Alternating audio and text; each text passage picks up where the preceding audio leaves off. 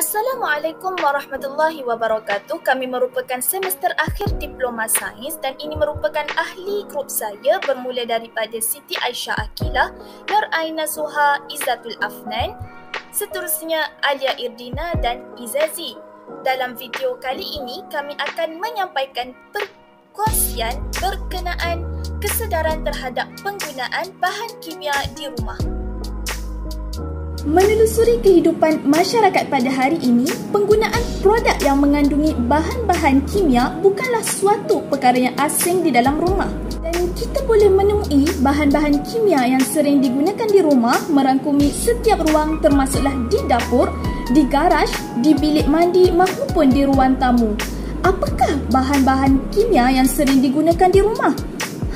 Contohnya seperti di ruang mandi selalunya disimpan pencuci longkang, penutur, bahannya kuman. Jika di ruang bilik tidur maupun ruang tamu, kita dapat temui ubat gegak dan racun serangga. Di dapur pula kita boleh temui pencuci pinggang, perangkap serangga dan seumpamanya. Betapa banyak jenis bahan kimia yang dapat ditemui dan merupakan bahan gunaan harian secara tak langsung. Kerana adalah sangat penting untuk kita, terutamanya orang dewasa, mempunyai ilmu pengetahuan berkenaan cara penggunaan bahan kimia yang betul di rumah. Kerana apa? Jika silap cara penggunaan maupun penyimpanan buruk padanya, malah mampu meragut nyawa, terutamanya melibatkan kanak-kanak sekiranya ilmu penggunaan dan penyimpanan bahan kimia ini dipandang enteng oleh masyarakat. Selain itu, pentingnya penggunaan terhadap penggunaan bahan kimia supaya kita dapat bertindak segera apabila berlakunya perkara tidak diingini. Seterusnya, kita dapat menghindari daripada sebarang risiko apabila menguruskan bahan kimia. Assalamualaikum, saya Siti Aisyah Akilah akan menyambung tentang simbol dan label bahan kimia pada produk yang kita gunakan di rumah. Sebenarnya, ada satu lagi langkah mudah untuk mengetahui apakah produk yang kita gunakan mengandungi bahan kimia ataupun tidak. Biasanya, informasi tersebut ada pada bahagian belakang kemasan produk, lebih dikenali sebagai ingredient. Namun, saya akan lebih menerangkan tentang simbol dan label bahan kimia pada produk yang kita kebiasaan lihat di hadapan produk.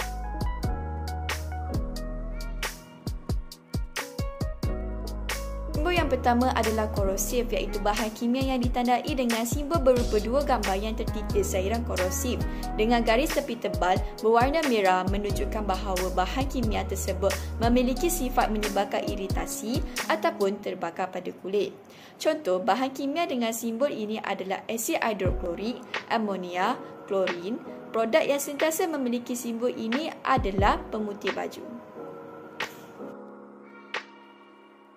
Simbol yang kedua adalah iritasi, iaitu bahan kimia yang ditandai dengan simbol tanda seru dengan berwarna hitam dengan garis tepi berwarna merah memiliki sifat iritasi. Bahan kimia cairan dapat membakar kulit. Contoh, bahan kimia dengan simbol ini adalah iodin, toluen, petroleum, benzin, benzyl alkohol, hidrogen peroksida. Contoh produk yang terdapat di rumah adalah hand sanitizer.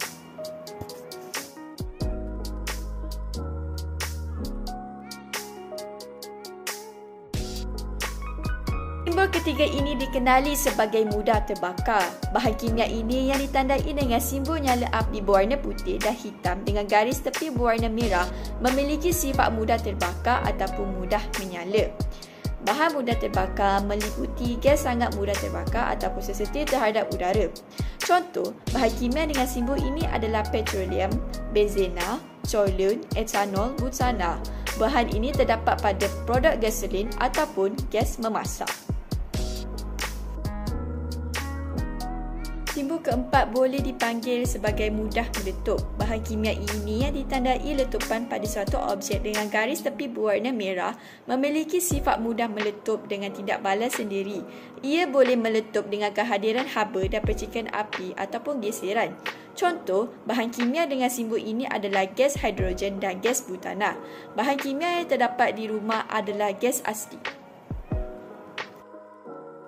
Seterusnya, seperti yang kita tahu, bahan kimia amatlah berbahaya jika diletakkan pada sebarang tempat kerana ia boleh menyebabkan perkara yang tidak diingini berlaku. Jadi, saya akan terangkan mengapa ruang penyimpanan bahan kimia sangat penting di dalam rumah. Antaranya ialah bahan nyala seperti produk kecantikan boleh terbakar dan meletup jika terbuka atau terekspos pada sinar cahaya matahari. Ini disebabkan dalam kandungan di dalam produk tersebut mungkin mengandungi alkohol, contohnya perfume, hairspray dan hand sanitizer. Selain itu, disebabkan bahan menghakis boleh menyebabkan kecederaan pada kulit dan terbakar, maka ia perlu diletakkan di tempat yang sesuai dan tinggi daripada capaian kanak-kanak. Ruangan penyimpanan ini juga penting untuk menghalang bau bahan kimia meresap ke makanan. Jika perkara seperti ini tidak diambil berat, pengguna boleh keracunan makanan kerana makanan tersebut telah beracun. Kemudian, mengelakkan daripada menyedut udara toksik juga salah satu sebab kenapa ruang penyimpanan bahan kimia amatlah penting. Udara toksik boleh menyebabkan kesukaran untuk bernafas dan boleh menyebabkan punca asma berlaku. Jadi, anda perlu sediakan tempat yang sesuai di ruangan rumah anda untuk mengelakkan berlakunya benda yang tidak dijangka dan membawa bahaya kepada keluarga. Selanjutnya, kita beralih pula kepada kesan sampingan daripada bahan kimia yang berada di rumah. Pertama sekali, bahan kimia dapat merosakkan organ pernafasan. Sebagai contoh, pembersih sanitasi, pembersih saliran atau ejen anti acuan mengandungi natrium hypochlorite. Ia juga dikenali sebagai klorin aktif atau peluntur klorin. Sekiranya digunakan dengan tidak betul, gas klorin dapat dihasilkan jika disedut menyebabkan kerosakan pada paru-paru dan saluran udara. Kedua, kerengsaan kulit boleh berlaku daripada bahan kimia pembinaan seperti simen dan kapur. Bahan seperti cat dinding, mortar dan plaster boleh merupakan bahan menghakis. Oleh disebabkan hal demikian, kita perlu melindungi kulit dengan menggunakan sarung tangan atau pemakaian yang sesuai ketika melakukan kerja dan cermin mata untuk mengelakkan kerengsaan kulit akut. Dan akhir sekali, alergik dari wangian tertentu, misalnya pada kosmetik, deterjen dan ejen pembersih. Ini boleh mencetuskan alergik seperti ruam dan gatal. Saya akan menerangkan tentang cara mengendalikan dan mengatur produk kimia dengan betul. Pertama, membaca label. Baca label sebelum membeli satu produk. Baca label dan arahan yang tertera pada produk sebelum menggunakannya. Kedua, simpan di tempat yang selamat. Simpan bahan kimia di dalam kabinet berkunci yang jauh daripada capaian kanak-kanak, termasuk kanak-kanak yang sudah pandai memanjat. Jauhkan bahan kimia cecair daripada bahan kimia kering. Ketiga, peralatan perlindungan. Pastikan anda mempunyai peralatan perlindungan yang disyorkan, seperti sarung tangan, cermin mata keselamatan dan topeng muka. Pastikan anda bekerja di kawasan yang mempunyai pengudaraan yang baik. Keempat, penggunaan bahan yang sesuai. Jangan gunakan bahan kimia selain daripada tujuan asal penggunaannya. Apabila telah selesai menggunakan bahan kimia, jangan tuangkannya ke dalam tandas ataupun longkang. Kelima, kaedah penyimpanan. Ikut sebarang arahan penyimpanan khas, seperti simpan ubat di tempat yang sejuk, jauhkan cecair mudah terbakar daripada haba, serta jauhkan produk berasid daripada produk berakali. Akhir sekali, gunakan bungkusan asal. Simpan bahan kimia dalam pembungkusan asalnya supaya anda boleh mengenalnya dengan mudah. Jangan simpan bahan kimia di dalam produk yang mungkin bertindak balas atau menyebabkan terdegradasi. Jangan simpan bahan kimia di dalam bekas yang tidak boleh ditutup serta bekas yang pada asalnya menyimpan produk yang berbeza, terutama sekali produk makanan atau minuman. Akhir sekali, saya, Alia Edina binti Rosli, akan membuat satu kesimpulan secara menyeluruh tentang pentingnya kesedaran terhadap keselamatan bahan kimia di rumah sebagai penutup kepada video ini.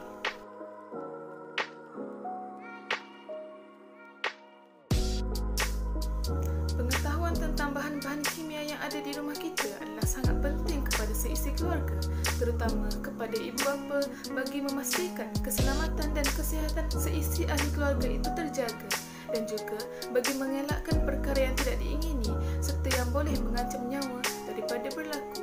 Ibu bapa haruslah mengambil cakna terhadap bahan-bahan kimia yang ada di rumah mereka, dan mereka juga perlu mengetahui cara penyimpanan yang betul serta simbol-simbol bahan kimia juga perlu diambil berat oleh mereka bagi mengelakkan perkara buruk daripada terjadi, seperti anak kecil meminum bahan kimia tersebut atau bahan kimia yang mudah terbakar diletakkan di tempat yang tidak mempunyai aliran udara yang baik, dan hal ini boleh menyebabkan kebakaran rumah.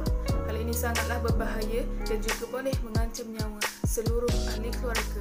Jadi, pelbagai langkah perlu dilaksanakan untuk meningkatkan kesedaran orang ramai terhadap pentingnya untuk mengambil tahu tentang bahan-bahan kimia yang ada di rumah mereka.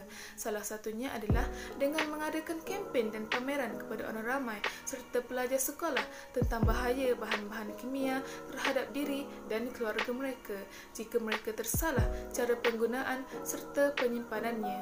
Dengan adanya usaha ini, pasti dapat menambahkan ilmu pengetahuan dalam diri mereka dan juga supaya dapat mengelakkan perkara yang tidak diingini daripada berlaku.